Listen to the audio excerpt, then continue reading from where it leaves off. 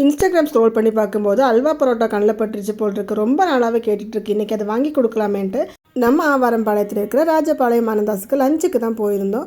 நாங்கள் கண்டிப்பாக மீல்ஸ் தான் ஆர்டர் பண்ணி சாப்பிட்ணுன்ட்டே போயிட்டுருந்தோம். ஆனாலும் மீல்ஸோட ரேட்டு பார்க்கும்போது ஒரு மீல்ஸ் மட்டும் போதும்னாய் போச்சு. எல்லாம் ஒரே மாதிரி வாங்க வேண்டான்ட்டு ஒரு மீல்ஸும் சொல்லி ஒரு பிரியாணியும் சொல்லிட்டு கூடவே நம்ம இந்த அல்வா பரோட்டாவும் ஒரு மொறு சிக்கனும் ஆர்டர் பண்ணியிருந்தோம். நான்வெஜ் மீல்ஸ் கூட சிக்கன் குழம்பு, மட்டன் குழம்பு, அதே மாதிரி மீன் குழம்பு, கூடவே ரசம், சாம்பார், ஒரு கூட்டு, பொரியல், பப்படம், பாயசம் இதெல்லாமே இருந்தது. ஃபஸ்ட்டு அவர் கொஞ்சம் சாப்பாடு போட்டுட்டு மீன் குழம்பு ஊற்றி சாப்பிட்டு பார்த்தாரு. அவருக்கு என்னமோ இந்த மீன் குழம்பு சுத்தமாக பிடிக்கல. பரவாயில்ல, ஊற்றுனதுக்கு சாப்பிடணுன்ட்டு சாப்பிட்டுட்டு இருக்காரு. சரி, நான் ட்ரை பண்ணி பார்த்தா தான் எனக்கு தெரியும்ட்டு நானும் கொஞ்சம் ரைஸ் போட்டுட்டு மீன் குழம்பு ஊற்றி சாப்பிட்டு பார்த்தேன். சாதாரண புளிக்குழம்பு எப்படி இருக்குமோ அதே மாதிரி தான் இருந்துச்சு. அந்த ரைஸ் அப்படியே சாப்பிட்டு முடிச்சுட்டு கொஞ்சம் மட்டன் கிரேவி ஊற்றி சாப்பிட்டு பார்த்தேன். அது சூப்பராக இருந்துச்சு.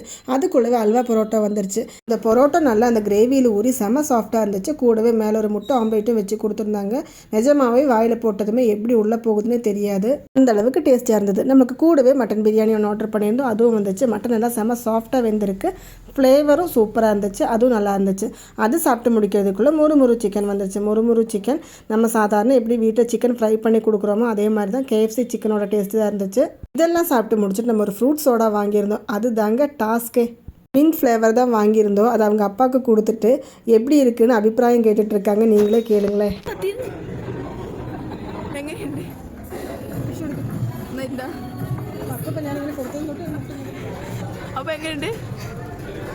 அப்பாவும் பொண்ணு அபிப்பிராயம் சொன்னது கேட்டீங்களா? அவ்வளோ கசப்பாக இருந்தது ஸ்டார்டிங்கில் குடிக்கும்போது. ஆனால் கடைசியில் வர சூப்பராக இருந்துச்சு. கடைசியில் பில் வந்ததும் பே பண்ணிவிட்டு நாங்கள் வீட்டுக்கு கிளம்பியாச்சு. இந்த வீடியோ இவ்வளோ தாங்க. இந்த வீடியோ உங்களுக்கு பிடிச்சிருந்தா மறக்காமல் சப்ஸ்கிரைப் பண்ணுங்கள். ஓகேங்க, பாய். நெக்ஸ்ட் வீடியோவில் பார்க்கலாம்.